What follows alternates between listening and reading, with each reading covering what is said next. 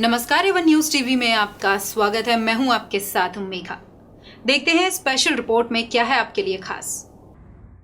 झज्जर से ललित कुमार की रिपोर्ट। बिहार के छपरा जिले से हुई रेजांगला में शहीद हुए सैनिकों के सम्मान में कलश यात्रा 18 प्रदेशों के भ्रमण पर निकली हुई है।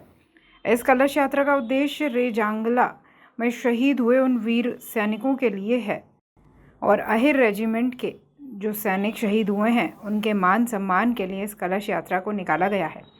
18 नवंबर को दिल्ली के जंतर मंतर पर एक बहुत विशाल कार्यक्रम आयोजित किया जाएगा। कलश यात्रा का गांव खेड़ी खातीवास में जोरदार स्वागत किया गया।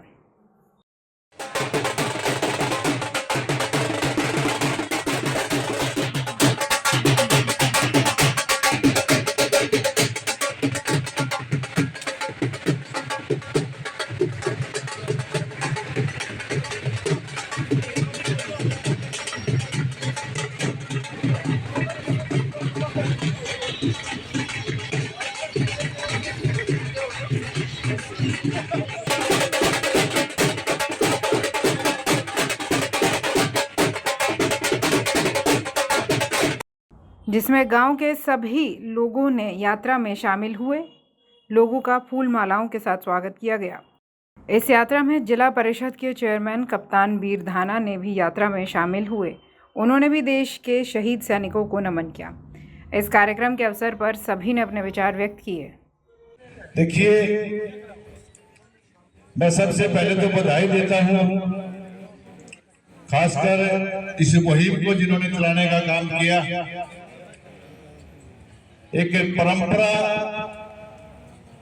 हमारे खासकर पूरे समाज के अंदर देने का जो काम किया कि हम शहीदों को नमन भी करें और शहीदों का सम्मान जिस तरह हम अपने इष्ट देव को पूजने का काम करते हैं, उसी तरह हम सब अपने शहीदों को वही मान सम्मान देने का काम करें, क्योंकि इन्हीं की बदौलत आज हम जिस खुली हवा में सांस ले रहे हैं, ये हमारे उन वीर शहीदों की वजह से और हमारे जो सेना के जो जवान हैं जो बॉर्डर पे खड़े हुए हमारी सुरक्षा रक्षा करते हैं, जिनकी बदौलत हम रात को अपने घरों में चैन की नींद लेने का काम करते हैं, उनको उसी इष्ट देव की तरह सम्मान देना, हमारे शहीदों को भी और साथ साथ हमारे सैनिकों को भी ये सम्मान देना हमारा सबका कर्तव्य है। और इस मुहिम को भाई रमेश राव जी ने, पायलट जी ने जो शुरुआत की पूरे देश के अंदर इस यात्रा का जो आयोजन किया,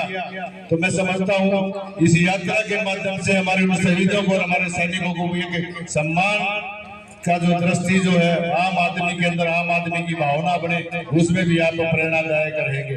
13 अप्रैल को बिहार से छपरा के बिहार से शुरू हुई थी और ये 19 प्रदेशों की यात्रा, ये 18वां प्रदेश है हरियाणा जी। और यहाँ अभी 1 तारीख से हरियाणा में चल रही है। आज ये पलटा से सुबह शुरू हुआ जुलूस, वहाँ पर हमने रेजांगला की शहीद की वीरांगना को सम्मान करके वहाँ से शुरुआत, और अभी ये पहला पड़ाव झज्जर में ख़त्म होगा और इसके बाद दूसरा पड़ाव शाम को 4 बजे से फरूखनगर में शुरू। 18 तारीख को भी आपने कोई कार्यक्रम की घोषणा की है, वो क्या कार्यक्रम? ये यात्रा 18 नवंबर तक चलेगी। 18 नवंबर को दिल्ली में जंतर मंतर पर एक बहुत विशाल लाखों लोगों की रैली के साथ हम इन शहीदों को नमन करेंगे। रेजिमेंट के लिए, हमारी मांग के लिए एक पुरजोर आवाज उठाएंगे, हुंकार भरेंगे। कलश यात्रा का जो है मेन मुख्य उद्देश्य क्या है? कलश यात्रा के कुछ जो मेन उद्देश्यों में सबसे पहले तो जो रेजांगला की जो लड़ाई है, ये विश्व के सैनिक इतिहास की सबसे बहादुरी और कुर्बानी, सबसे बड़ा बलिदान की लड़ाई है। उसको हम ज़्यादा पूरे देश के, ना केवल यादव समाज, हम हर समाज तक, हर इस देश की पूरी जनता के तक और सरकार तक उस शौर्य गाथा को ले जाना चाहते हैं। और दूसरा,